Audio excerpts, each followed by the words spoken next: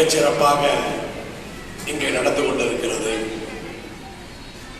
மிகச்சிறப்பாக நடந்து கொண்டிருக்கிறது என்று சொல்லுவதை விட, செய்தியாளர் சந்திப்பின் போது வெளியே சென்ற அத்தனை கூட்டமும் திரும்ப வந்து அமர்ந்திருக்கிறீர்கள்.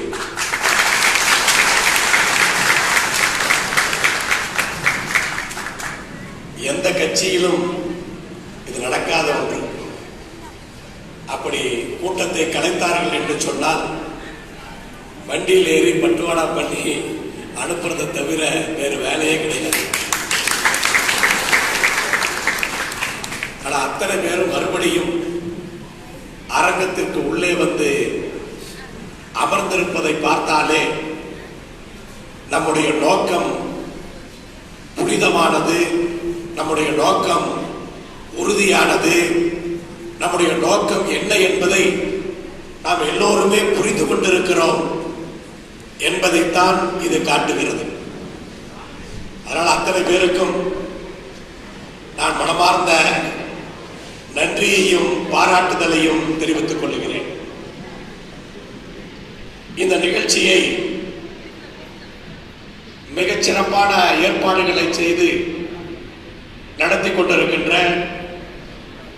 மாவட்டத்தினுடைய தலைவர் அண்ணன் காடை பாலு அவர்கள், செயலாளர் KPS அவர்கள் மற்றும் அனைத்து மாவட்ட பொறுப்பாளர்கள், அனைத்து ஒன்றியங்களுடைய செயலாளர்கள், குறிப்பாக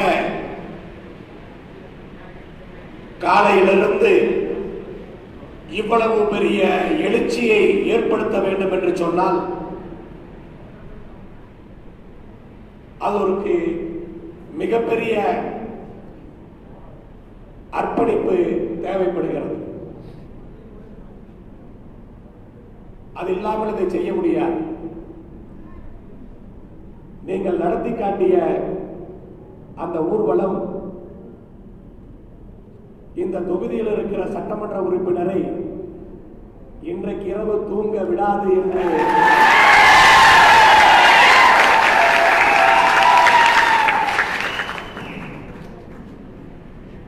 எவ்வளவோ தடைகளை போட்டு பார்த்தார்கள்.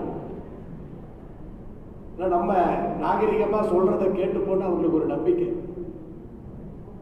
நம்ம மாவட்ட தலைவரிடத்திலே 2 சக்கர வாகன பேரணியே கூடாது என்று காவல்துறையை வைத்து சொல்லி பார்த்தார்கள். அதை தடுக்க முடியவில்லை. இவ்வளவு பேரணி செல்லுகிறது, இவ்வளவு பேர் செல்லுகிறார்கள், இவ்வளவு எழுச்சியாக இருக்கிறது, அதை முழுமையாக மக்களுக்கு காட்டக்கூடாது என்ற நோக்கத்திலே தேசிய நெடுஞ்சாலையை நாம் தாண்டும் பொழுது வேண்டுமென்றே கொஞ்சம் வாகனங்களை விடுவது, அப்புறம் நமக்கு பின்னாடி வேறு வாகனங்களை விடுவது, இப்படியே தொடர்ந்து செய்து கொண்டிருந்தார்கள். நானும் கூட காவல்துறை ஆய்வாளர்களிடத்திலே கேட்டேன், இவ்வளவுதான் உங்களால முடியுமா?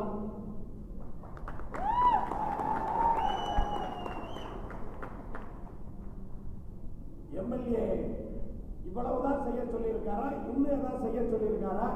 வேணும்னா நாங்க தயாராகிக்கிறோம், நீங்க பண்ணுங்க. புரிய மாட்டேங்குது அவங்களுக்கு. இன்னும் கொஞ்சம் கட்டுப்பாடு அதிகப்படுத்தியிருந்தாங்கன்னு சொன்னா ஒரு 4-5 மணி நேரத்திற்கு பெருந்துறைக்குள்ள எந்த வாகனமுமே வந்து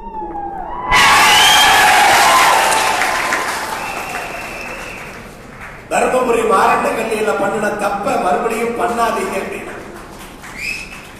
மாரண்டகல்லியில சும்மா ஒரு 500 பேரை வச்சு ஒரு ஆர்ப்பாட்டம் பண்ணிட்டு நம்ம வந்திருப்போம். அதை பண்ணாம, அதை விடாம கைது பண்ணி கொங்கு மண்டலத்தில் இருக்கிற எல்லா மாவட்டத்திலையும் போராட்டம் பண்ற அளவுக்கு பண்ணி எல்லா கட்சி தலைவர்களும் என்ன கூப்பிட்டு எந்த மண்டபத்தில் இருக்கீங்களா, விட்டாங்களா, விடலையா, 2 மணிக்கே துரத்திட்டாங்க. எல்லா மாவட்டத்திலிருந்து நம்ம ஆட்கள் பேசுறாங்க.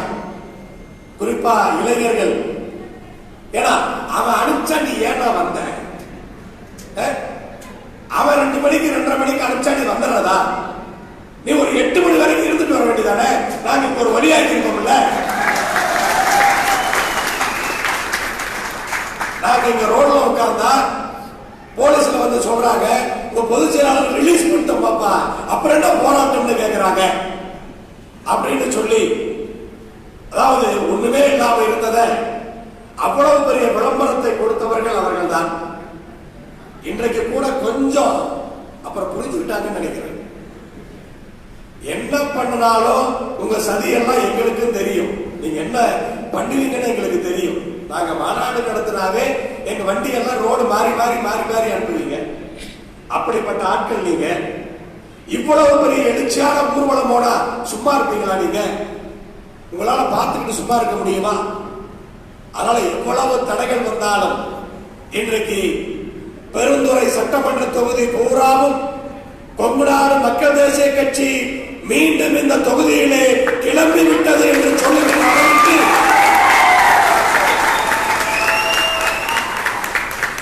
ஒரு எழுச்சியை ஏற்படுத்தியிருக்கிறீர்கள். நான் கூட மாவட்ட தலைவரிடத்திலும் செயலாளரிடத்திலும் சொல்லிக்கொண்டே வந்தேன், ஒரு 6 மாசத்துக்கு ஒரு முறையாவது இப்படி ஒரு ஊர்வலத்தை வச்சு எங்களை எல்லாம் கொஞ்சம் உசுப்பேத்துங்க.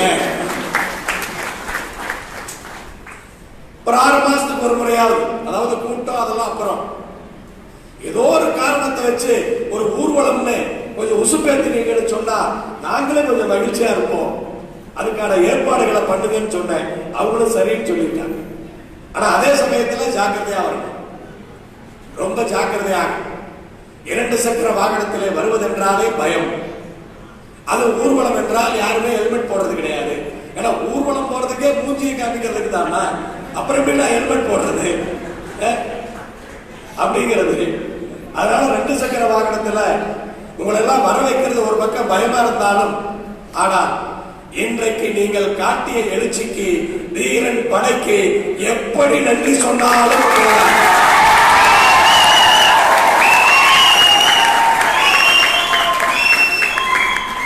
அப்படி தீரன் படையை இந்த மாவட்டத்திலே முன்னின்று நடத்தி கொண்டிருக்கிற தம்பி மகேஷ் அவர்களே,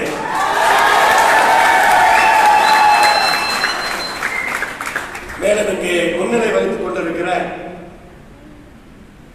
மாவட்ட அவைத்தலைவர் அண்ணன் முத்துசாமி அவர்களே, மாவட்ட பொருளாளர் KC தங்கராஜ் அவர்களே, மாவட்ட துணை செயலாளர் துளசிமணி அவர்களே, மாவட்ட விவசாய செயலாளர் தம்பி செல்வகுமார் அவர்களே, மாவட்ட தலைமை நிலை செயலாளர் முத்துவேல்சாமி அவர்களே, மாவட்ட மகளிரணி செயலாளர் அக்கா தங்கமணி அவர்களே, மாவட்ட தொண்டரணி செயலாளர் ஜி செந்தில்குமார் அவர்களே மற்றும் ஒன்றிய செயலாளர்கள், இந்த மாவட்டத்திலே பல ஒன்றியங்களாக பிரிக்கப்பட்டு மிக திறமையாக இன்றைக்கு சிறப்பாக நடத்தி கொண்டிருக்கிறீர்கள்.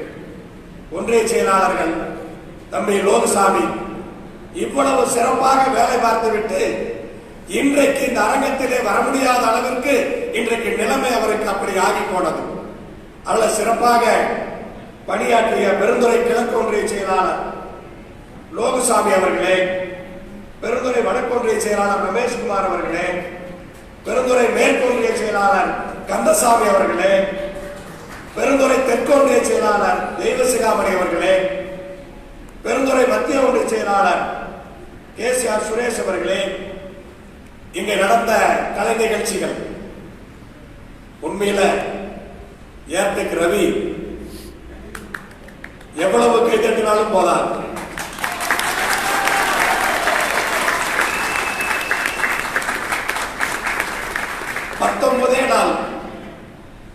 பத்தொன்பதே நாள் பயிற்சியா. நான் கூட 1 மாசம் இருக்குமான்னு பார்த்தேன். ஆனா பெருந்துறையில இது ஒன்றும் ஆச்சரியம் இல்லை. பெருந்துறையில இவ்வளவு சீக்கிரம் பிக்கப் பண்றது ஒரு பெரிய ஆச்சரியம் இல்லை. சொல்ல போனா இந்த 13-14 ஆண்டுகள்ல பெருந்துறை காத்துலயும் மண்ணிலையும் கூட இந்த சலங்கை ஆட்டமும் கும்மி ஆட்டமும்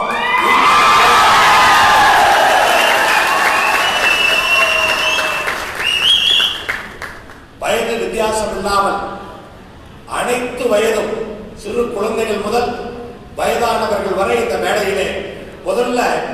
நம்ம ஆளுங்க மேடையில ஏறதுனாவே கூச்சப்படுவாங்க. உண்மையிலே மகிழ்ச்சியா எந்த ஊருக்கு எங்க போனாலும் சரி, இன்னைக்கு மகளிர் கும்மி ஆட்டத்துல 100கணக்கில் மேடையில வந்து நம்முடைய பண்பாட்டை பாரம்பரிய கலையை நிகழ்த்துவதிலே மகிழ்ச்சியாக இருக்கிறார்கள், கூச்சம் இல்லாமல் தைரியமாக இருக்கிறார்கள். பெருந்துறையிலே ஆரம்பிக்கப்பட்ட நம்முடைய கலை நிகழ்ச்சிகள் இன்றைக்கு வள்ளி கும்மியாட்டத்தில் மட்டும் கொங்கு நாட்டிலே 10,000 மகளிருக்கு மேலே வள்ளி கும்மியாட்டம் ஆடிக்கொண்டிருக்கிறார்கள். அதுக்கெல்லாம் காரணம் இந்த பெருந்துறை தான். ஆனா 19 நாட்கள்ல பயிற்சி பெற்று மிக, அதாவது முதல் அரங்கேற்றம், அங்க முதல்ல மேடையில அவங்க வந்து ஒரு நிகழ்ச்சியில ஆடுறாங்கன்னு சொன்னா அவ்வளவு பர்ஃபெக்டா, இவ்வளவு பயிற்சி. உண்மையில வந்து ரவிக்கு வந்து அநேகமா இந்த கதையை சும்மா விடமாட்டாரு நினைக்கிறவர். அந்த அளவுக்கு எவ்வளவு முயற்சி எடுத்திருக்கணும், எவ்வளவோ வேலைகள் அவருக்கு இருக்குது, எவ்வளவோ பிரச்சனைகள் இருக்குது. அத்தனையும் தாண்டி இவ்வளவு பேத்துக்கு இங்க வந்து பயிற்சி கொடுத்து மிகச்சிறப்பாக இதை நடத்தி இருக்கின்றார். இந்த சின்ன குட்டிங்க ஒரு 3-4 பேரு, நான் அவங்களே உத்து பார்த்துக்கிட்டே இருந்தேன். அது வந்து அந்த குழந்தைகள்லாம் இந்த கருப்பசாமின்னு சத்தம் போட்டாங்க பாருங்க, அந்த ஆட்டத்தோட சேர்த்து அவ்வளவு உறக்கமா சத்தம் போடுறாங்க. எல்லாத்து சத்தத்தோட கேட்டு அவங்க சத்தமும் மிகச்சிறப்பா கேட்குது. ஒரு அருமையான இந்த வயதிலே இந்த கலையை நன்றாக படித்து மற்றவர்களோடு எந்த ஆட்டமும் தப்பாமல் சிறப்பாக ஆடினார். அதனால பெண்களை பொறுத்தவரை இந்த கலை நிகழ்ச்சி என்பது ஏதோ கலைக்காக மட்டுமல்ல, உடல் ஆரோக்கியத்துக்காக மட்டுமல்ல. இன்னைக்கு 1 மணி நேரம் ஆடினாங்க. 1 மணி நேரம் ஆம்பளைங்களுக்குலாம் அப்படி கொஞ்சம் நாக்கு தள்ளிருச்சு. நம்ம பொருளாளருக்கே லைட்டா கொஞ்சம் மூச்சு வாங்கிடுச்சு. ஆனா பாத்தீங்கன்னு சொன்னா குழந்தைகள்லாம் ஒன்னும் மறுபடியும் வேணா 1 மணி நேரம் வேணா நீ அடிச்சுக்க, இந்த பரோட்டா கதை மாதிரி நீ வேணா அதை அடிச்சுக்கப்பா, இன்னொரு மணி நேரம் ஆடுவோம்பா அப்படின்னு சொல்ற மாதிரி மிகச்சிறப்பாக இந்த கலையை நிகழ்த்தி காட்டியிருக்கிறார்கள். ஆனால் அந்த சகோதரர் ரவி தலைமையில் இருக்கிற அந்த குழுவுக்கும் நிகழ்ச்சியில கலந்து கொண்ட அத்தனை ஆண்கள் பெண்கள் அத்தனை பேருக்குமே என்னுடைய பாராட்டுகளையும் நன்றியையும் இந்த நேரத்தில் தெரிவித்துக் கொள்கிறேன். அப்புறம் சென்னிமலை வடக்கு ஒன்றிய செயலாளர் கிருஷ்ணமூர்த்தி, சென்னிமலை மேற்கு ஒன்றிய செயலாளர் கிருஷ்ணமூர்த்தி, சென்னிமலை தெற்கு பொறுப்பு சண்முக சுந்தரம், கர்மாணி செல்லிபாளையம் பேரூர் செயலாளர் ராஜேந்திரன், பெருந்துறை பேரூர் செயலாளர் பாலசுப்ரமணியம், அதே போல மாவட்ட நன்றி உரை இருக்கின்ற மாவட்ட இணைச் செயலாளர் தம்பி மகேந்திரன் அவர்கள். எல்லாத்தையுமே சொல்லிட்டே நினைக்கிறேன். நான் கூட பிரஸ் மீட் அப்ப கூட்டமெல்லாம் கலைஞ்சு போனப்ப சிம்பிளா ஒரு 2 நிமிஷத்துல முடிச்சுக்கலாமான்னு பார்த்தேன். ஆனா திருப்பி எல்லாம் பார்த்த உடனே மறுபடியும் சார்ஜ் ஏறிடுச்சு. பயப்படாதீங்க, நேரம் ஆயிடுச்சுங்கிறது எனக்கும் தெரியும். மறுபடியும் மாலை நிகழ்ச்சி இருக்கிறது. அதனால தேர்தல் வேலை ஆரம்பித்த காரணத்தினால் கடந்த 4 நாட்களாக வாட்ஸ்அப் பார்த்துட்டு இருக்கவங்களுக்கு எல்லாம் தெரியும், இரவு வரை நிகழ்ச்சிகள் நடந்து கொண்டிருக்கிறது எல்லா பகுதியிலுமே. நேற்று பார்த்தால் காலையிலிருந்து கிருஷ்ணகிரியிலே, நேற்று இரவு தர்மபுரியிலே, அங்கிருந்து ஒரு 11 மணிக்கு நிகழ்ச்சியை முடித்து விட்டு கிளம்பி ஒரு 1 மணிக்கு வந்துவிட்டு இன்றைக்கு காலையிலே நான் உங்களோடு இருக்கின்றேன். பெருந்துறையில் ஒன்றும் புதுசு இல்லை. பெருந்துறையிலே ஆரம்ப காலங்களிலே அதிகாலை 1 மணிக்கு நான் கொடியேற்றி இருக்கிறேன். அதுவரைக்கும் எல்லோரும் நிகழ்ச்சியை நடத்தி இருக்கிறீர்கள்.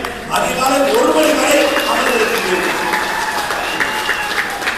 அவ்வளவு சிறப்பான மாவட்டம் இந்த மாவட்டம். அப்படிப்பட்ட இந்த மாவட்டத்திலே நடக்கின்ற இந்த பொதுக்குழுவிற்கு வந்திருக்கிற உங்கள் அனைவரையும் இந்த நேரத்திலே வரவேற்கும் பொழுது, மகளிர் நமக்கு பெருந்துறை எடுத்துக்கொண்டாலே மகளிர் ஒரு பெரிய சக்தி, நமக்கு பெரிய சக்தி. இன்னைக்கெல்லாம் நிறைய பேர் மகளிர்களே பேச்சாளர்கள் வந்துட்டாங்க. நேரம் கிடையாது. ஆண்களே முதல்ல பெருந்துறையில பேச்சாளர்கள் கிடையாது. பெருந்துறையினாவே தங்கமணிக்காக மட்டும்தான் வச்சு ஓட்டிட்டு இருப்போம். வேற யாரும் பேசவே மாட்டாங்க. இன்னைக்கு நம்ம மாவட்ட செயலாளர் விட்டா அவர் 1 மணி நேரம் பேசுவாரு, மாவட்ட தலைவர் விட்டீங்கன்னா அவர் 2 மணி நேரம் பேசுவாரு. இப்படி எல்லாருமே இன்னைக்கு பேச்சாளர்களாக அதே போல விவசாய செயலாளர் செல்வகுமாரோ அல்லது யாரை விட்டாலும் சரி, யாரை விட்டாலும் இன்னைக்கு வந்து மிகச்சிறப்பாக பேசக்கூடியவர்கள். அதனால இன்னைக்கு நம்முடைய மருத்துவர் அணி செயலாளர் டாக்டர் சதாசிவம் அவர்கள் இன்னும் உடம்பு ரெடியாகாம வெளியே வர முடியாம இருக்காரு. அந்த இடத்தை நமக்கு நிரப்பி கொடுத்திருக்கின்ற இந்த மேடையிலே டாக்டர் கோபாலகிருஷ்ணன் அவர்களுக்கு இந்த நேரத்தில் நன்றியும் பாராட்டுகளையும் தெரிவித்துக் கொள்கிறேன்.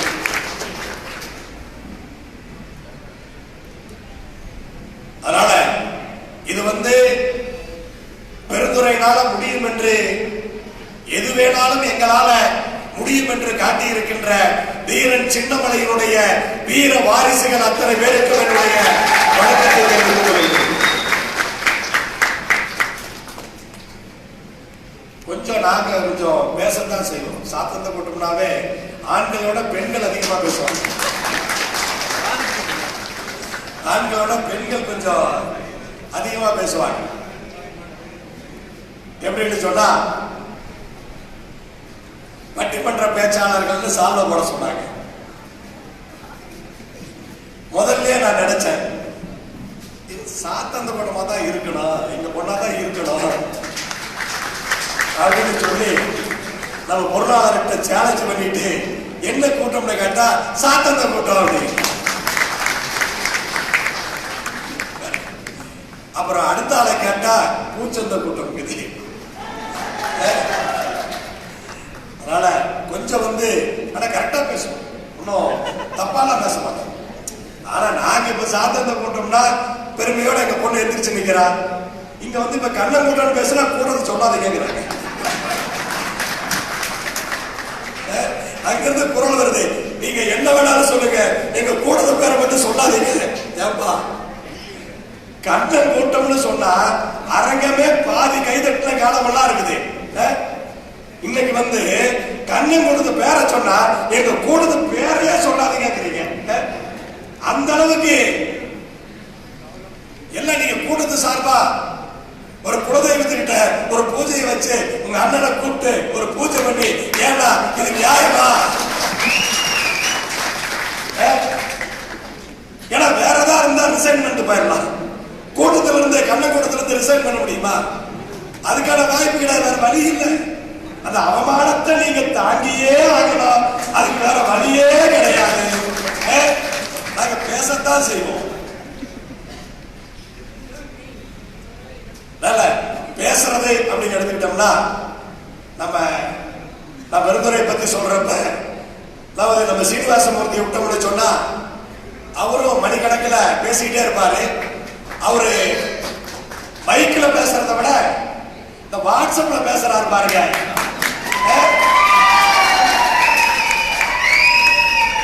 சீனிவாசமூர்த்திய நம்ம கலவர சீனிவாசமூர்த்தின்னு கூப்பிட்டாதான் அது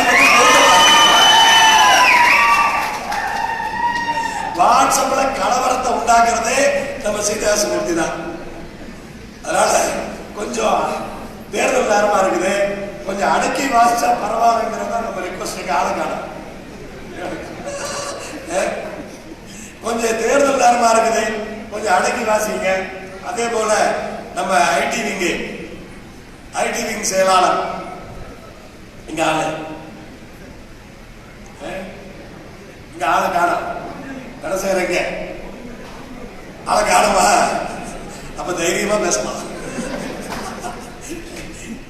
அதனால ஐடி விங் தடை செய்யற எல்லா செய்திகளையும், அதாவது இந்த மாவட்டத்தில் மட்டுமல்ல இருக்கிற எல்லா மாவட்டத்திலையும் செய்திகள் வருகிற அளவிற்கு சில செய்திகளை உண்மை மாதிரியே போடுறாங்க. நானே படிச்சு அசந்து போயிடுறேன். ஒருவேளை நம்ம இதை பண்ணிருப்போமோ அப்படின்னு கூட ஒரு சந்தேகப்படுற அளவுக்கு இருக்காமையா? அதாவது அதுக்கு ஒரு திறமை வேணும். எல்லாத்தினாலே முடியாது, எல்லாத்தினாலே அது பண்ண முடியாது. தனசேகரனுக்குன்னே கண்ணக்கூட்டமா அதெல்லாம் வெளியே ஓடி போயிட்டாப்டியா? கண்ணக்கூட்டத்தை பத்தி பேசுறப்ப வெளியே ஓடி போயிட்டா அப்படி போல இருக்கு. அதுக்கு என்ன பண்றது? தனசேகரனே கண்ணக்கூட்டம் தான். நம்ம எம்பியும் கண்ணம் கொண்டிருந்தேன், இங்க நம்ம தலைமை நிலைய செயலாளரும் கண்ணம் கொண்டிருந்தேன். அப்படி கண்ணம் கொண்ட நிறைய இருக்குது, எல்லாம் நிறைய தான் இருக்காங்க. என்ன பண்றது? இப்ப தலையெழுத்து ஒண்ணு மாத்த முடியாது. நாங்கெல்லாம் நீ பொண்ணு கொடுக்கறதுக்கு யோசிக்கணுமோன்னு தெரியல, அப்படியேதான் யோசிக்கணுமா? அதனால அதாவது இதெல்லாம் சிறப்பான இந்த நிகழ்வுகள்ல நம்முடைய சூரியமூர்த்தியை பொறுத்தவரை நம்முடைய இளைஞரணி செயலாளர், அதாவது அவருக்கு ஒரு பேர் சொல்லி கூப்பிட்டாங்க, இங்க ஆளக்கான ஒரு பேர் சொல்லி கூப்பிட்டாங்க சூரியமூர்த்தி. எனக்கு பசி தாங்காது பாவம், அதனால போயிடுச்சு. வாட்ஸ்அப் ஸ்டேட்டஸ் வாட்ஸ்அப் ஸ்டேட்டஸ் நாயகனா என்னைக்கோ பேசுனது இன்னைக்கு வரைக்கும் அந்த யூடியூப்ல பகிர்ந்தா இடி இடிக்குது, என்ன மின்னல் அடிக்குது. இப்ப கேஸ் போடுறான், இப்ப கூட ஒரு கேஸ் போடுறான். அது 12 வருஷத்துக்கு முன்னாடி பேசுனதுடா, அதுக்கு போய் இன்னைக்கு கேஸ் போடுறிய அப்படின்னு நம்ம எதிர்வழக்காட வேண்டி இருக்குது. அப்படி தம்பி சூரியமூர்த்தி அவர்கள் கொஞ்சம் கொஞ்சமா பொருளாளரை எல்லாரும் உசுப்பேத்தி அவரும் உசுப்பேத்திட்டாரு. எல்லாம் கொஞ்சம் கொஞ்சமா உசுப்பேத்திட்டீங்க. இன்னைக்கா உசுப்பேத்துறோம், 2009 இருந்து உசுப்பேத்துறோம். 2009 இருந்து அவரை முதல்ல கட்சிக்கு கொண்டு வந்தப்ப அதுக்கு முன்னாடி எப்படி இருந்தாருன்னு எவ்வளவு பேர் பார்த்திருக்கீங்க? கை தூக்க 10 கைதான் தூக்க மாட்டேன் தெரியுது. இந்த பக்கம் ஒரு 7-8 பேர் முழுசா இல்ல. அதாவது அதுக்கு முன்னாடி சொல்லுவாங்க, அவர் எப்படி நீங்க கொண்டு வந்தீங்க? நான் சவுத்து விட்டு வெளியே வரமாட்டாரு அவரு உண்டு, அவர் வேலை உண்டு, வெளியே வரமாட்டாரு. ஆனா நம்ம ஆட்கள் எல்லாம் சாதுவா தான் இருப்பாங்க. ஆனா களம் இறங்கிட்டாங்கன்னு சொன்னா அப்புறம் அவங்க சொன்னாவே அவங்க கேட்க மாட்டாங்க, அவங்க பேச்சுக்கே அவங்க அடங்க மாட்டாங்க. அப்புறம் எங்க குடும்பத்துல சொல்றது? குடும்பத்துல சொல்லவே முடியாது, குடும்பத்துல சொன்னா அவ்வளவுதான். அதனால கண்டிப்பாக இந்த மாவட்டம் மிகச்சிறப்பாக அனைவரோடு தலைமையிலும் மிகச்சிறப்பாக நடந்து கொண்டிருக்கிறது, மிகச்சிறப்பான வழிகாட்டிகளை கொண்டிருக்கிறது. எல்லோரும் தொடர்ந்து நல்ல விதத்தில் பயணிப்போம் என்ற நம்பிக்கை நமக்கு இருக்கிறது. இன்னைக்கு காலையில போலீஸ் நம்மள அவ்வளவு தொல்லை பண்ணாங்க. உண்மையிலேயே காவல்துறைக்கு ரைட், அவங்க சொல்றதுதான் செய்யறாங்க, இருந்தாலும் மனச்சாட்சி வேண்டாமா? இப்பதான் முதலமைச்சர் வந்துட்டு போனாரு, எப்படி எல்லாம் இருந்ததுன்னு மக்கள் எல்லாம் பார்த்திருக்காங்க. ஆனா இன்னைக்கு நீ அங்க போகாத, நீ இங்க போகாத அப்படின்னு சொன்னா என்ன அர்த்தம்? அது காவல்துறையினர் கேட்கறதெல்லாம் உங்க மேல எங்களுக்கு கோபமெல்லாம் இல்ல, உங்க மேல வருத்தமும் இல்லை. ஆனா ஒரு மனச்சாட்சி ஒண்ணு இருக்கு, அடுத்த அந்த ஆட்சி வராதுன்னு உங்களுக்கே தெரியும்.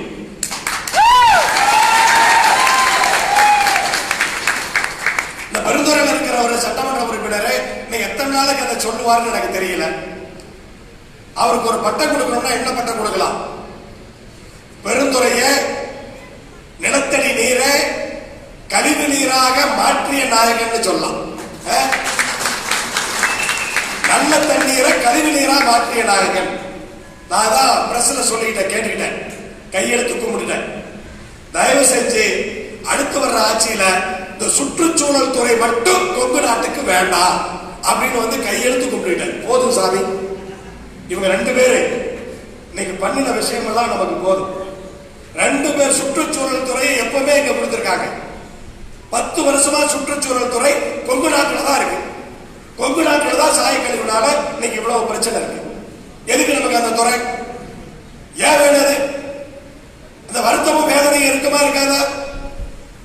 உங்களுக்கு உண்மையிலேயே தோணலையா இந்த பெருந்துறையை நாசமாக்குறது நீங்க தான் அப்படின்னு உங்களுக்கே தோணலையா? மனசுல கொஞ்சம் உங்களுக்கு குறுகுறுன்னு தோணலையா? அது வரலையா? பங்காளி யோசிச்சு பாருங்க, எங்க பங்காளி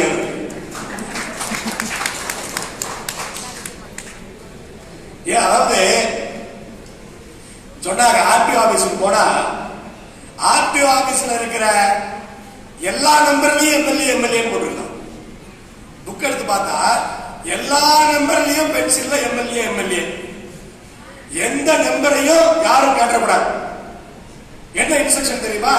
எம்எல்ஏ கேட்டுதான் கொடுக்கணும், சீட் போனதான் கொடுப்பாங்க. இது மாதிரி ஒரு அராஜகத்தை இத்தனை ஆண்டுகள்ல எங்கேயுமே நான் பார்த்தது. எவ்வளவோ வாகனங்களுக்கு நம்ம எல்லாம் நம்பர் வாங்கி இருக்கிறோம்.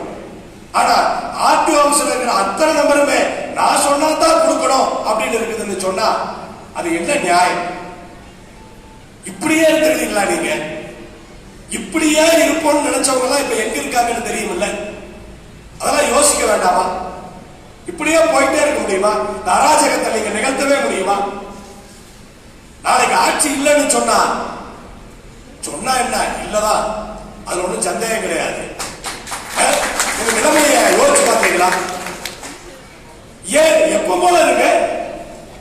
இதுல என்ன பிரச்சனை இருக்கு? நல்லது பண்ணுங்க, எப்ப போல இருக்கு.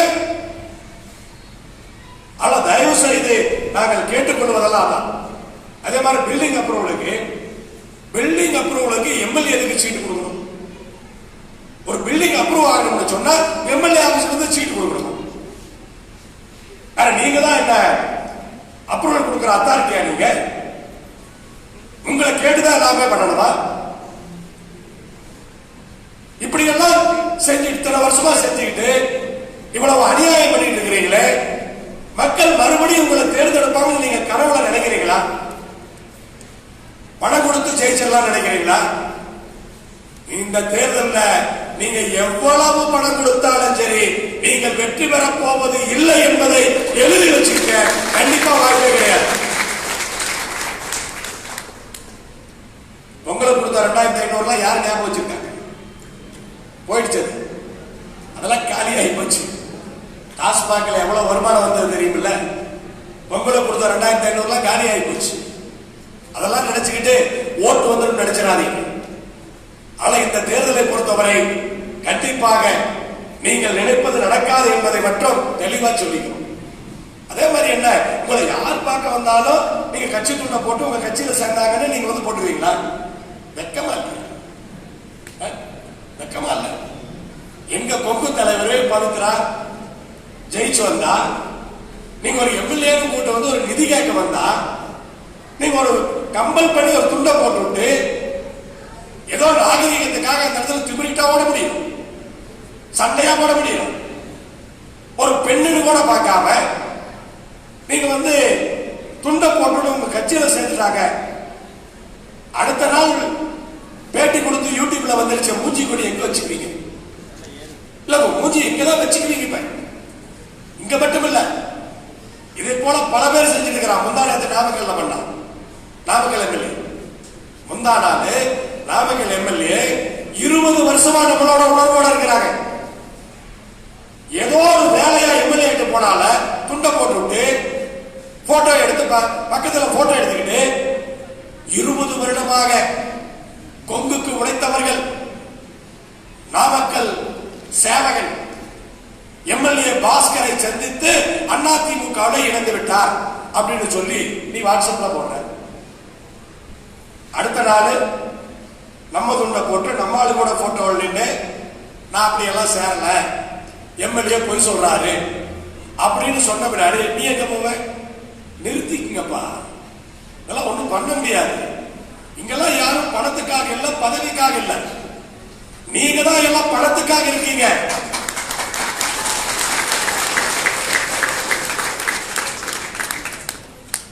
நாங்கெல்லாம் இனத்துக்காக இருக்கிறவே ஒழிய கண்டிப்பாக பணத்துக்காக கிடையாது.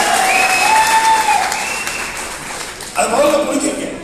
நீங்க என்ன உங்க துண்டை எங்க தோல்ல போட்டா உள்ள இருக்கிற ரத்தத்தை மாத்திருவீங்களா? நீங்க உங்க துண்டுக்கு அவ்வளவு சக்தி இருக்கா? உங்க துண்டு எம்ஜிஆர் இருக்கப்ப கொஞ்சம் சக்தியா இருந்தது, ஜெயலலிதா இருக்கிறப்ப கொஞ்சம் இருந்தது, இப்ப அந்த சக்தியே போயிடுச்சு. அப்புறம் அதை நீங்க தோல்ல போட்டு என்ன நீங்க சாதிக்க முடியும்? தயவு செய்து இந்த சில்லறத்தனமான வேலையெல்லாம் பண்ணாதீங்க. இன்னும் வந்து ஏதோ வாயில வேலைதான் வந்து அதெல்லாம் பண்ணாதீங்க. இதோட நிறுத்திங்க. இந்த விஷயம் எல்லாம் மறுபடியும் பண்ணாதீங்க. நியாயமா நடந்தீங்க. இன்னைக்கு மக்கள் சபை கூட்டம் நடந்திருக்கணும், கிராம சபை கூட்டம் பேரே மாறி போச்சு நமக்கு. இவனுக்கு கிராம சபை கூட்டத்தை நடத்தாம இப்ப எல்லாம் டெய்லி டிவியில பார்த்தா மக்கள் சபை கூட்டம் தான் நடக்குது. அப்ப மக்கள் சபைன்னு பேரே கிராம சபைக்கு நம்ம வாயில வருது மக்கள் சபைன்னு வந்துருச்சு. கிராம சபை கூட்டத்தை ஆகஸ்ட் 15 நடத்தி இருக்கணும், நீ நடத்தல. ஆகஸ்ட் 15 டாஸ்மாக் எல்லாம் திறந்து விட்ட, அங்க கொரோனா பரவாது. ஆனா மக்கள் கிராம சபை கூட்டத்தை நடத்துறீங்கன்னா அங்க கொரோனா பரவிடும். அக்டோபர் 2 எல்லாத்தையுமே நார்மல் ஆக்கி விட்ட, அப்பெல்லாம் கொரோனா பரவாது. கிராம சபை கூட்டம் நடத்தி ஒரு கிராமத்துல, அதாவது எல்லா கிராமத்திலையும் ஒரே நாள்ல நடக்கக்கூடிய கூட்டம். வெளியூர்ல தாங்க வரமாட்டாங்க, உள்ளூர்காரங்க ஒரு 50 பேர் உட்கார்ந்து ஒரு கூட்டம் நடத்த போறாங்க மரத்தடியில. கிராம சபை கூட்டம்னாவே மரத்தடியில் தான் நடக்கும், வெளியில ஏசி ரூம்ல நடக்கிறதால.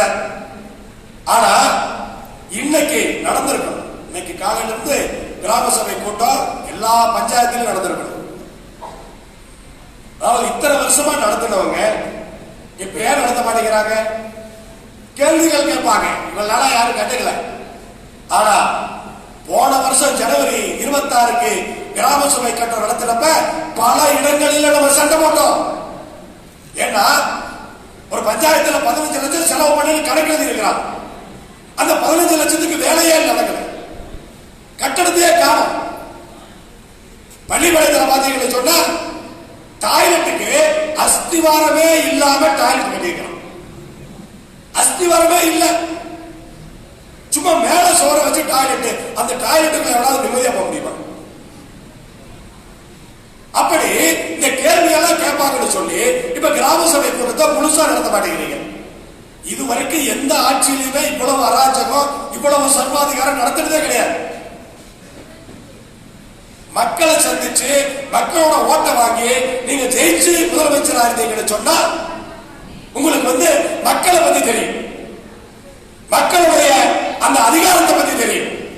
இப்ப மக்களோட அதிகாரம் உங்களுக்கு தெரியல, அப்படி தெரியவே இல்லை. இன்னைக்கு என்ன இதே நீங்க என்ன சொல்றீங்க? தியேட்டர்ல மத்திய அரசு 50% தான் உட்கார்ந்து மத்திய அரசு சொல்லியிருக்கு. ஆனா மாநில அரசு அந்த நடிகர் விஜய் போய் கேட்ட உடனே, விஜய் போய் கேட்கல, 2 அமைச்சர் ஒரு வாரத்துக்கு முன்னாடியே பேட்டி கொடுத்தாங்க.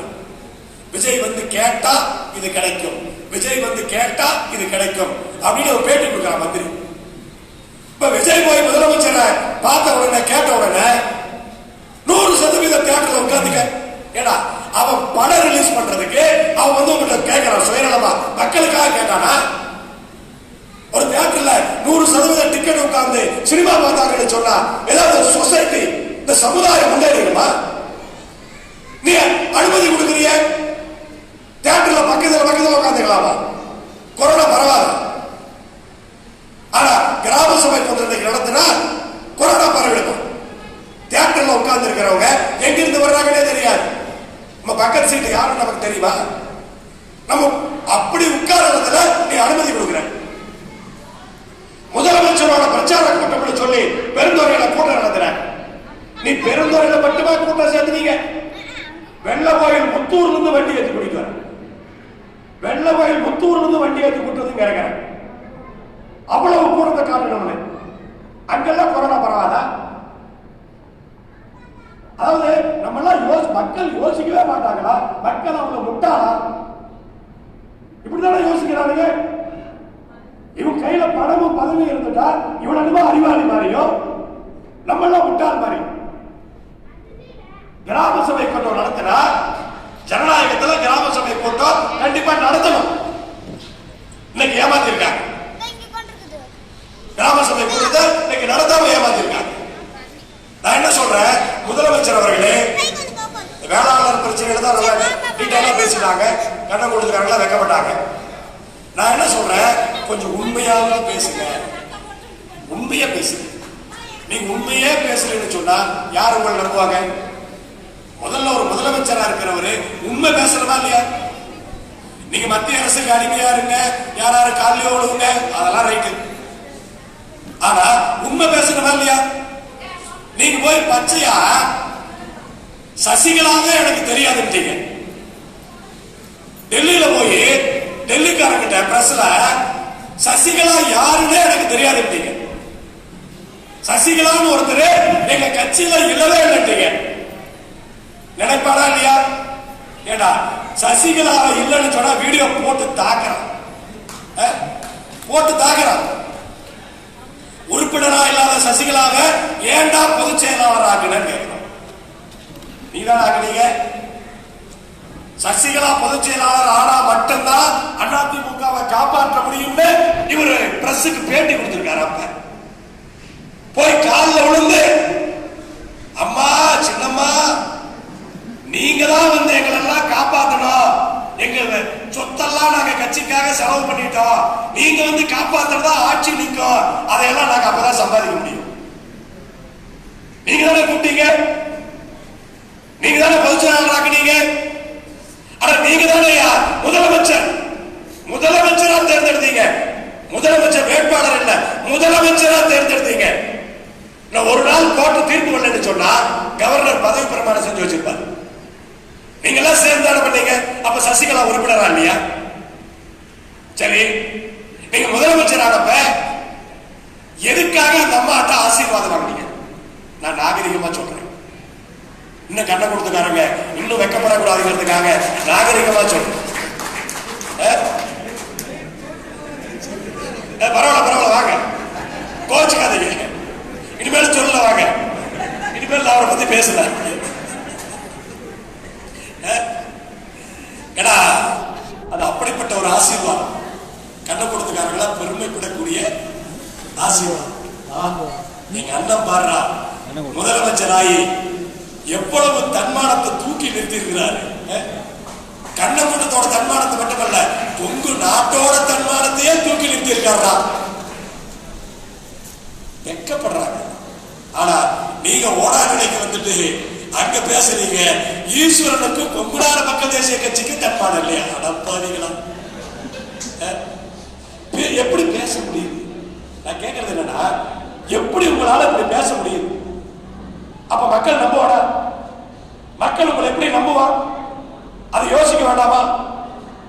அதனால நான் சொல்றது என்னன்னா, குறைஞ்சபட்சம் உண்மையை பேசுங்க. நீங்க உண்மையாவது பேசுனீங்கன்னா அடுத்த வர்ற தேர்தல் கொஞ்சம் எனக்கு ஓட்டாது விடும்.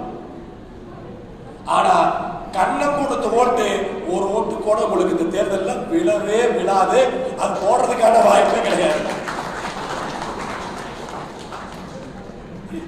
அதனால நம்மளை பொறுத்த வரைக்கும் போதும். அதாவது இதெல்லாம் காமெடியா தெரியுது, அவர் பேசுறது நகைச்சுவா தெரியுதுன்னு பத்திரிகையாளர்களோ விமர்சகர்களோ அப்படி சொல்லும் போது நமக்கு கஷ்டமா இருக்குதுங்க, நமக்கு கஷ்டமா இருக்கு. அதாவது ஒரு பத்திரிகையில முதலமைச்சர் பழனி அப்படின்னு போட்டான், முதலமைச்சர் பழனி அப்படின்னு ஒரு பத்திரிகையில போட்டான். நமக்கு ரத்தம் கொதிக்குது. இப்படி எல்லாம் ஒரு முதலமைச்சரை போடலாமா அப்படின்னு நம்ம தான் கேள்வி கேட்கணும். ஆனா உங்களுக்கு கொஞ்சமாவது அந்த உணர்வு இருக்குதா? யோசித்து பார்க்க. அதனால நம்மை பொறுத்தவரை யாரையும் ஒரு இழிவாக பேசுகின்ற அந்த எண்ணம் கொண்டவர்கள் கிடையாது. நீங்கள் செய்த வேலையே நாங்கள் நாகரிகமாக பேச முடியும், அதுதான் நாங்கள் பண்ணிட்டு இருக்கோம். ஏன்னா அதை பேசுனா எங்களுக்கு தான் கேவலம். நாங்களே மலர்ந்து படுத்துக்கிட்டு எச்சி மேல துப்புற மாதிரி நம்ம மேலதான் விடும். அதுக்காகவே நாங்க அது கொஞ்சம் நாகரிகமா பேச வேண்டியது. மக்கள் எல்லாத்துக்கும் புரியுறதுனால அதெல்லாம் புரிஞ்சுக்கிறாங்க. அதனால தயவு செய்து இந்த தன்மானத்தை பத்தி எல்லாம் நீங்க பேசாதீங்க அப்படிங்கறதா என்னுடைய ஒரே கோரிக்கை. வந்தீங்களா பிரச்சாரம் பண்ணுங்க, என்ன பண்றேன்னு சொல்லுங்க, என்ன பண்ண போறேன்னு சொல்லுங்க, என்ன பண்றேன்னு சொல்லுங்க. எங்க தன்மானத்தை பத்தி எல்லாம் நீங்க தயவு செஞ்சு பேசாதீங்க. ஆனா ஓடாநிலையில நீங்க பேசுறீங்க பாருங்க, ஓடாநிலை தீரனுக்கு அப்படி ஒரு சக்தி இருக்குது, நமக்கு எல்லாம் தெரியும். அப்படி பெரிய சக்தி இருக்குது தீரனுக்கு. அது ஒரு விதி விளையாடு, வேற ஒண்ணும் இல்லை. எதுக்கு ஓடாநிலைக்கு போனார் அவரு? ஓடாநிலைக்கு போனவரு தீரன் சின்னமலைய கோயில்ல போய் கும்பிட்டு இருக்கணும், அல்லது தீரன் சின்னமலைக்கு மரியாதை செஞ்சிருக்கணும். ஆனா டெல்லியில இருந்து ராகுல் காந்தி இன்னைக்கு தீரன் சின்னமலைக்கு மரியாதை செய்யறாரு. நீங்க அங்க போயிட்டு தீரன் சின்னமலைக்கு மரியாதை செலுத்தாம ஈஸ்வரனுக்கு மரியாதை பண்றாரு.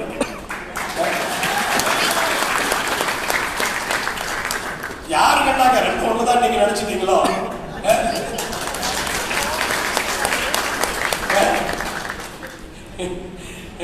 இதெல்லாம் நியாயமானா நாங்களா ஒரு வேதனையோடு வருத்தத்தோடு உங்களை இந்த நேரத்திலே கேட்கிறோம் என்பதை இந்த நேரத்திலே பதிவு செய்து, அப்புறம் உள்ளாட்சியில ஒரு சிலர் வெற்றி பெற்றிருக்கிறோம், போதாது. உள்ளாட்சியில நம்ம நிறைய ஜெயிச்சிருக்கோம். உள்ளாட்சியில நம்ம ஜெயிச்சது போதாது. ஆனா இருந்தாலும் வெற்றி பெற்ற அத்தனை பேருக்கும் என்னுடைய வாழ்த்துக்களை இந்த நேரத்தில் தெரிவித்துக் கொண்டு, இன்னைக்கு நாமக்கல் நாடாளுமன்ற உறுப்பினர் நேர்மையாக செயல்படுகிறார் என்று சொன்னால், அந்த நேர்மையாக செயல்படுவதற்கான அந்த வாய்ப்பை பெற்றுக் கொடுத்தவர்கள் நீங்கள் என்பதை எல்லோரும் அறிவார்கள். ஒரு மாத காலம் திருச்செங்கோடு சட்டமன்ற தொகுதியிலே அமர்ந்து இரவு பகலாக அங்கு வாக்குகளை சேகரித்து மிகப்பெரிய வித்தியாசத்திலே அங்கே வெற்றி பெற செய்தீர்கள். அதனால நம்மளை பொறுத்த வரைக்கும், ஏன்னா நம்மளை பொறுத்த அளவுக்கு அது ஒரு எம்பிங்கிறது கிடையாது. அது ஒரு எம்பி செல்வராஜ் நாமக்கல் எம்பி அப்படிங்கிறது கிடையாது. நம்முடைய 13 ஆண்டு கால உழைப்பு, 13 ஆண்டு காலம் அத்தனை பேரும் உழைத்த உழைப்பு, அந்த உழைப்பு தான் ஒரு எம்பி. இந்த 12 ஆண்டுகளாக நம்ம பேசிட்டு இருக்கோம், புலம்பிட்டு இருக்கிறோமே, அரசியல் அங்கீகாரம் வாங்கணும், அரசியல் அங்கீகாரம் வாங்கணும். அந்த அரசியல் அங்கீகாரம் தான் அந்த எம்பி. அதனால ஏதோ ஒரு எம்பி அல்ல. எவ்வளவு கஷ்டங்கள், எவ்வளவு வேதனைகள், எவ்வளவு இடிச்சொற்கள், எவ்வளவு விமர்சனங்கள், அத்தனையும் தாண்டித்தானே நாம் வெற்றி பெற்று இருக்கிறோம். இதெல்லாம் இடையில வந்த அந்த தொல்லைகள் எல்லாம் பயந்து நம்மளாம் ஓடி இருந்தோம்னு வச்சுங்க, இன்னைக்கு எம்பியாக இருக்க முடியுமா? அதாவது நம்முடைய நிர்வாகிகளுக்கும் பொறுப்பாளர்களுக்கெல்லாம் இது பொதுக்குழு என்கிற காரணத்தினால் இந்த நேரத்தில் சொல்லிக் கொள்வதெல்லாம் என்னவென்று சொன்னால், எல்லாருமே ஒரே மாதிரி நம்ம மாதிரி இருக்க மாட்டாங்க. அது பாசிபிள் கிடையாது. ஒரு வீட்டில் இருக்கிற அண்ணன் தம்பி ஒரே மாதிரி இருக்க முடியாது, கணவன் மனைவி ஒரே மாதிரி இருக்க முடியாது. அதனால கருத்து வேறுபாடுகள் நிர்வாகிகளுக்குள்ள வரத்தான் செய்யும். நிர்வாகிகளுக்குள்ள கருத்து வேறுபாடுகள் வரும். ஆனா ஒண்ணு மட்டும் புரிஞ்சுக்கணும், அவன் உங்களுக்காகவோ நீங்க அவனுக்காகவோ இந்த இயக்கத்தில் இல்லை என்பதை எப்போதுமே நீங்கள் மனதில் கொள்ள வேண்டும். யாருக்காகவும் யாரும் இந்த இயக்கத்தில் கிடையாது. அத்தனை பேரையும் இன்றைக்கு கட்டி போட்டிருக்கிறது என்று சொன்னால் கொங்குங்கிற ஒரே உணர்வு தான். அதனால நமக்குள்ள வர்ற கருத்து வேறுபாடுகளை பெரிதாக்கி கொங்கு கொடியை தாழ்த்தி விடக்கூடாது. அது ஒவ்வொருத்தரும் எல்லாருமே மனசுல வச்சுக்கணும்.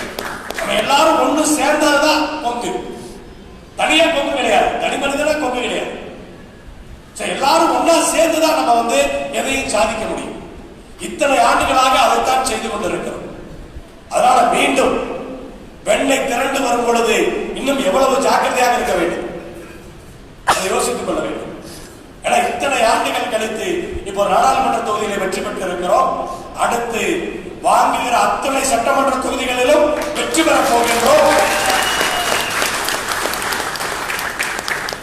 பாராளுமன்றத்திலே வீரன் சின்னமலை வாழ்க என்று ஒரு குரல் உழைத்தது என்றால், சட்டமன்றத்திலே 10 குரலாவது ஒழிக்க வேண்டும் என்ற அந்த உத்வேகத்தோடு நாம் பணியாற்றுகிறோம். அப்படிப்பட்ட இந்த நேரத்திலே இன்னும் பலரை நம்மை நோக்கி அரவணைக்க வேண்டுமே ஒழிய நம்மிலிருந்து யாரும் ஒதுங்கி அமர்ந்து விடக்கூடாது. நம்ம ஆட்கள் என்ன அப்படின்னா, ஓப்பனா அவனை சொல்ல மாட்டாங்க. முகத்தை பார்த்தாவே தெரிஞ்சுக்கலாம். முகத்தை பார்த்தாவே ஓ ஏதோ பிரச்சனை இருக்குமா அப்படிங்கிறது தெரிஞ்சுக்கலாம். தெரிஞ்சுக்கிட்டு என்ன பிரச்சனைனா, ஒண்ணும் இல்லடா, அது ஒண்ணும் இல்லடா, அதை விடுனா, அது ஒண்ணும் இல்லடா. ஏன்னா நம்ம குடும்பமே அப்படித்தான் நடக்குது. நம்முடைய பெண்கள் எடுத்தீங்கன்னு சொன்னா, அவங்க மனசுக்குள்ள அடக்கி வச்சிருக்கிற அந்த வேதனைகள் எல்லாம் யாராக இருந்தாலும் சரி, அத்தனை பெண்களுக்கும் மனதுக்குள்ளே அத்தனை வேதனைகள் இருக்கு. அவங்க அதையெல்லாம் அடக்கி வச்சிட்டு இருக்கிற காரணத்தினால்தான் குடும்பம் போயிட்டே இருக்கு. வண்டி நிம்மதியா போகுதோ, கஷ்டத்தோட போகுதோ, தொல்லையோட போகுதோ, ஆனா வண்டி ஓடிக்கிட்டே இருக்குதுன்னா வீட்டில் இருக்கிற பெண்கள் எல்லா வேதனையும் உள்ள வச்சுக்கிட்டு அமைதி காக்கிற காரணத்தினால்தான் இது இந்த வண்டி ஓடுது. அதனால அப்படி எவ்வளவோ வேதனைகளை தாங்கிக் கொண்டு குடும்பங்கள் எல்லாம் இன்றைக்கு நடந்து கொண்டிருக்கும் பொழுது ஒரு இயக்கத்தில் கருத்து வேறுபாடுகள் வரத்தாச்சு. அதையெல்லாம் ஒரு பெரிதாக எடுத்து இது இந்த மட்டும் இல்லை, எல்லா இடத்துலையும் வர்றதுதான், எல்லா இடத்துலையும் வரும். இது வரைக்கும் வரலாம், இனி வரலாம், எப்போனாலும் வரலாம். அதனால இது மாதிரி விஷயங்களை எல்லாம் சின்ன விஷயங்களை பெரிதுபடுத்தாமல் எல்லோரும் நாம் ஒற்றுமையாக இருந்தோம் என்று சொன்னால் இன்னும் வருகிற காலத்திலே மிகப்பெரிய வெற்றிகளை நாம் ஈட்ட முடியும். அதனால் நம்முடைய லட்சியம், நம் நோக்கம் என்பது சட்டமன்ற தேர்தல் வெற்றி என்ற ஒன்றாகத்தான் இருக்க வேண்டும். வேற எந்த எண்ணமும் மனதில் வரக்கூடாது. நான் கேட்கறது என்னன்னா, வேளாண் சட்டங்களை பத்தி எல்லாம் தம்பி செல்வகுமார் ரொம்ப விளக்கமா குறுகிய நேரத்துல விளக்கமா சொன்னார்.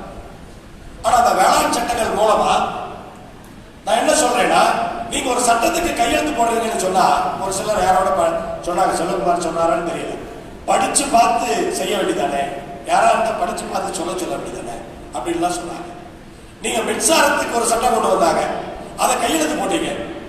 அது இலவச மின்சாரத்துக்கு வேட்டு வைக்கிறதுன்னு உங்களுக்கு தெரியாதா? நீங்க புரிஞ்சுக்க வேண்டாமா?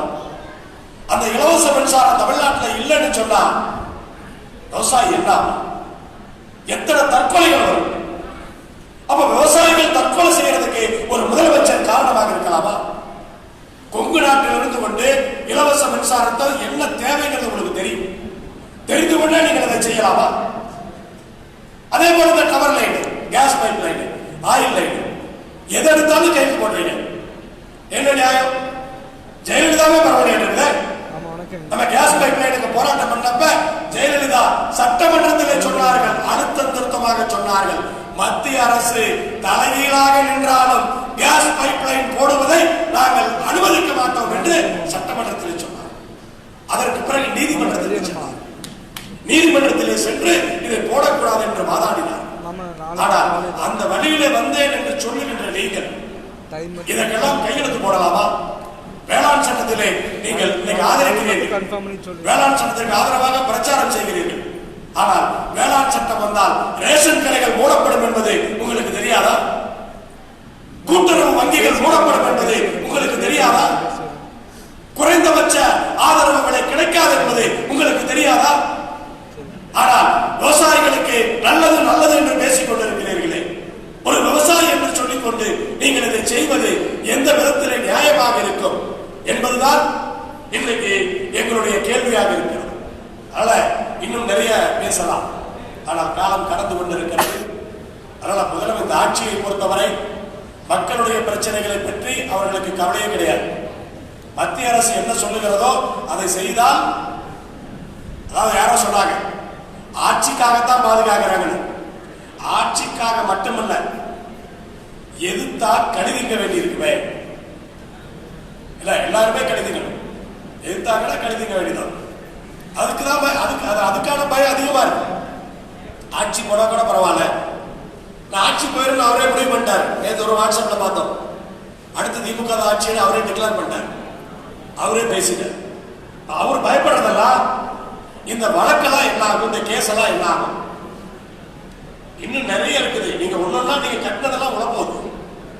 நீங்க என்ன நீங்க எம்பி நாமக்கல்ல ஆய்வு பண்றாருன்னு சொன்னா சும்மா என்ன கிண்டல் பண்ணிட்டு இருக்கீங்களா? நீங்க ஒவ்வொன்னா வந்துட்டு இருக்கு. ஆனா 30 கோடி செலவு பண்ணி கட்டின ஆனா இன்னைக்கு போயிடுச்சு. நீங்க 4 அதிகாரிகளை சஸ்பெண்ட் பண்ணிட்டா மேட்டர் முடிஞ்சா? அதுக்கு மந்திரி யாரியா? அந்த மந்திரியை சஸ்பெண்ட் பண்ணியா? அந்த தொகுதி எம்எல்ஏ அங்க என்ன பண்ணிட்டு இருந்தா? அந்த தொகுதி எம்எல்ஏ அதை பார்த்துருக்கணும் இல்ல, ஆய்வு பண்ணிருக்கணும் இல்ல. அப்ப அந்த எம்எல்ஏ சஸ்பெண்ட் பண்ண இங்க இருக்க போலீஸ்காரங்க இருக்காங்க, நீங்க சொல்றதான் செய்யறாங்க. அவங்க எங்களை தடுத்து நிறுத்துறாங்கன்னு சொன்னா அவங்கள அவ செய்யறாங்க, நீங்க என்ன சொல்றீங்களோ அதை செய்யறாங்க. அப்ப நீங்க சொல்றதான் என்ஜினியர்கள் பண்ணிருக்காங்க, அவங்கள மட்டும் சஸ்பெண்ட் பண்ணா போதுமா? என்றைக்கு இப்படி ஒரு தவறு நடந்தால் சம்பந்தப்பட்ட சட்டமன்ற உறுப்பினரையோ சம்பந்தப்பட்ட மந்திரியையோ சஸ்பெண்ட் பண்ணுகிறார்களோ, நீதிமன்றத்திலே தண்டனை கொடுக்கிறார்களோ, அன்னைக்கு தான் ஊழலும் லஞ்சமும் கொஞ்சமாக. அரசியல் நீங்க லஞ்சம் வாங்கலன்னு சொன்னா அதிகாரிகள் லஞ்சம் வாங்க விட்டுருவீங்களா? நீங்க அதுக்கான வாய்ப்பு இருக்குதா? காளிங்கராயன் வாய்க்காலையும் காவிரியிலையும் கழிவுநீர் போகுதுன்னு சொன்னா மந்திரி ஆகிட்டு நீங்க சொல்றீங்க ஈஸ்வரன் போய் சொல்றான். போய் சொல்றதுல உங்க பழக்கம். நாங்க போய் சொல்றோமா? வாயக்கூட காளிங்கராயன் வாய்க்காலுக்கு வா, அங்க ஒரு டம்ளர் தண்ணி எடுத்து கொடுக்கிற குடிமை முடியுமா? இதே தான் சொன்னாரு. என்ன சொன்னாரு? என்னடா கழிவுநீர் நிறைய போகுதுன்னு சொன்னா திருப்பூர்ல பொம்பளைங்கெல்லாம் சோப்பு அதிகமா போட்டு குடிக்கிறாங்க. அப்படி சொன்னவர் அவர் இப்ப சொல்றாரு ஈஸ்வரன் போய் சொல்றாரு. பாத்ரூம் என்ன சீக்கிரட்டாரு? வா, பெருந்துறைக்கு வா, நிலத்தடி நீரை எடுத்து யூஸ் பண்ணி கலர்ல கொடுக்கிறோம். ஒவ்வொன்றும் ஒவ்வொரு கலர்ல கொடுக்கிறோம். அதுல எப்படி வரும்? மொத்தமாக அதாவது எத்தனை சுற்றுச்சூழல் துறை அதிகாரிகள் இடத்துல வீட்டுல 3 கோடி 4 கோடி 5 கோடி 10 கோடி பல அதிகாரிகள் வீட்டில் எடுத்தாங்க. அதெல்லாம் யார் பணம்? ஒரு சுற்றுச்சூழல் துறை அதிகாரி ஒரு இன்ஜினியர் வீட்டுல 8 கோடி 9 கோடி பணம் இருக்குமா? அப்ப அந்த பணம் தான் இந்த நாட்டில் புற்றுநோய் வர்றதுக்கான காரணமே அந்த பணம் தான். அங்க கைமாறுற பணம் தான் இத்தனைக்கான காரணம். இப்ப கேரளாவில் இதெல்லாம் பண்ண முடியாது. கேரளா பக்கத்தில் இருக்கு. கேரளாவில் லஞ்சம் ஊழல் யார் ஆட்சிக்கு வந்தாலும் சரி, அது காங்கிரஸ் ஆட்சி வந்தாலும் சரி, கம்யூனிஸ்ட் வந்தாலும் சரி, யார் ஆட்சிக்கு வந்தாலும் கேரளாவில் இதெல்லாம் பண்ண முடியாது. ஏன் கேரளாவில் பண்ண முடியாது? ஆனா அதிமுகவே அங்க போய் ஆட்சி அமைச்சாலும் அங்க லஞ்சம் வாங்க முடியாது. அதிகாரிகளும் வாங்க முடியாது, அமைச்சர்களும் வாங்க முடியாது, சட்டமன்ற உறுப்பினரும். ஏன்னா மக்கள் விழிப்புணர்வோடு இருக்கிறார், பொது ஜனங்க விழிப்புணர்வோடு இருக்கிறாங்க. ஒரு ஊர்ல ஒரு ரோடு போடுறாங்கன்னு சொன்னா மக்கள் இன்ஸ்பெக்ஷன் பண்றான். ஸ்பெசிபிகேஷன் படி கரெக்டா போடு. அப்படி இல்லைன்னு சொன்னா வேலையை நிறுத்து மக்கள் சொல்றான். ஒரு எம்பி ஆய்வு பண்ணி மொத்தமா சுத்தப்படுத்திட முடியுமா? முடியாது. ஆனா மக்கள் வெளியாகணும்.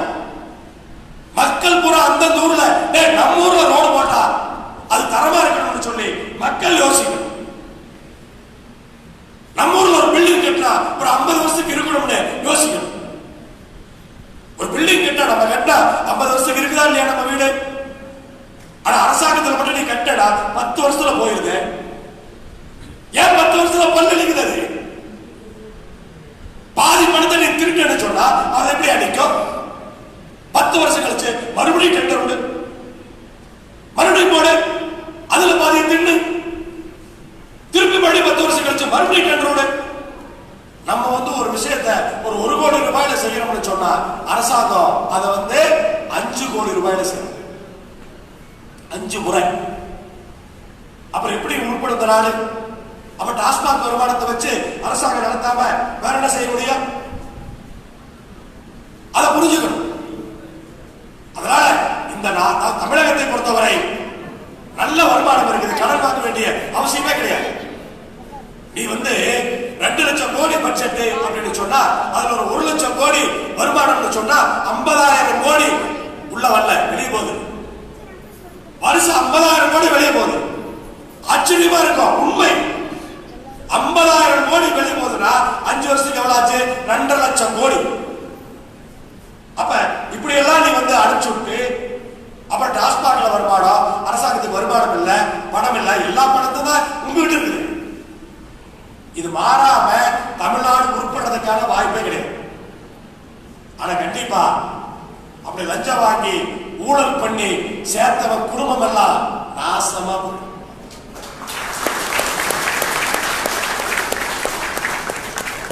மக்கள் வயிறு எரிஞ்சா சும்மா இருக்குமா? ஒண்ணும் பண்ண வேண்டியதில்லை. யாரும் நிம்மதியா இருக்கிற மாதிரி எனக்கு தெரியல. லஞ்சம் வாங்கினவன், ஊழல் பண்ணி நம்முடைய வரி பணத்தை கொள்ளை அடிச்சவன் எவ்வளவுமே நிம்மதியா இருக்க முடியும். அது மட்டும் பாத்துங்க, நீ நல்லா இருக்க மாட்ட, உன் குடும்பம் நல்லா இருக்காது, உன் தலைமுறையா இருக்கு. அது ஒண்ணு திருந்தாம தமிழ்நாடு திருந்ததுக்கு வாய்ப்பே கிடையாது. மக்கள் கேட்கணும். மக்கள் என்னைக்கு கேள்வி கேட்க ஆரம்பிக்கிறாங்களோ அன்னைக்குதான் இந்த பிரச்சனைகள்லாம் தீர்ந்து நல்லபடியா வர்றதுக்கு வாய்ப்பு. நம்ம இன்னைக்கு வழியில திங்களூர்ல மரக்கன்று எல்லாம் கொடுத்தாங்க, நிறைய மரக்கன்று கொடுத்தாங்க, இங்கேயும் மரக்கன்று எல்லாம் கொடுத்தாங்க, மரக்கன்று கொடுத்தாங்க, இயற்கை விதை கொடுத்தாங்க. இப்படி நம்ம மாதிரி தன்னார்வலர்கள் நிறைய பேர் இதெல்லாம் பண்ணிட்டு இருக்காங்க. எல்லாம் பண்ணியும் கூட இந்த நாடு உருப்பிட மாட்டேங்குது. ஈரோட்டில் இன்னைக்கு ஒருத்தர் மரம் வச்சிருக்காரு, சொந்த செலவுல எங்கேயும் வசூலே பண்ணாம தனி ஒரு மனிதனா நம்மால் தான் தனி ஒரு மனிதனா அந்த மரமெல்லாம் வச்சிருக்காரு. அவர் என்ன பண்ணார்? காரவட்டமா. அதாவது ஈரோடு பூரா மரம் வச்சுட்டாரு. ஈரோடு பூரா 15,000 மரம் வச்சிருக்காரு. 15,000 மரம் வச்சு அதெல்லாம் சேட்டலைட்ல போட்டு வாட்ச் பண்ணி தண்ணியை ஊத்தி சேட்டலைட்ல இருந்து பாக்குறாரு. கம்ப்யூட்டர்ல போட்டு அந்த மரம் அந்த இடத்துல அந்த ஸ்ட்ரீட்ல அந்த மரம் வளர்ந்துருக்கா இல்லையா, இருக்குதா இல்லையா, என்ன ஆச்சு, அதை ஃபாலோ பண்றாரு. தனி ஒரு மனிதனா தனி போட்டிருக்காரு, டெக்ஸ்டைல் இருக்காரு, தொழிலை பார்த்து சொந்த வருமானத்திலேயே 15,000 மரத்தை வச்சு இன்னைக்கு தண்ணி ஊத்திட்டு இருக்காரு. இப்படிப்பட்ட நல்லவர்கள் எல்லாம் இந்த மண்ணில் இருக்கிறார். அதனாலதான் கொஞ்சமாவது மழை பெஞ்சு.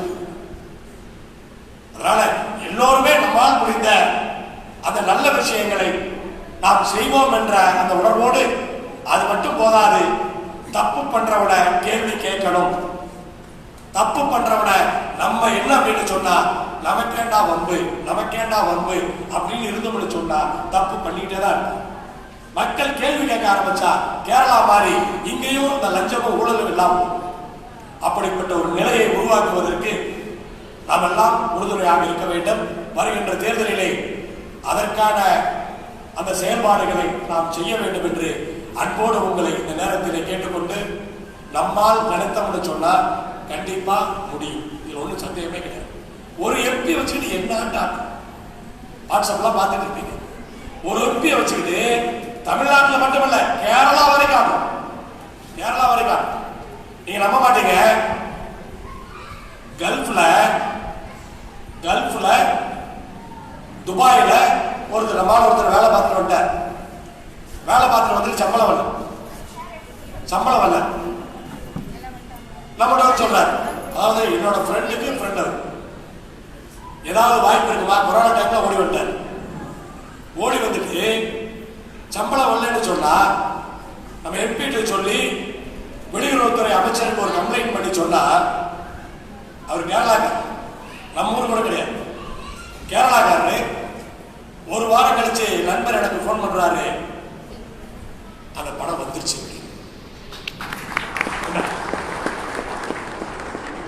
ஏன் சொன்னா ஏதோ நாமக்கல் எம்பி தான் சொல்லி நம்ம பயன்படுத்தாம இருக்க வேண்டிய அவசியம் இல்லை.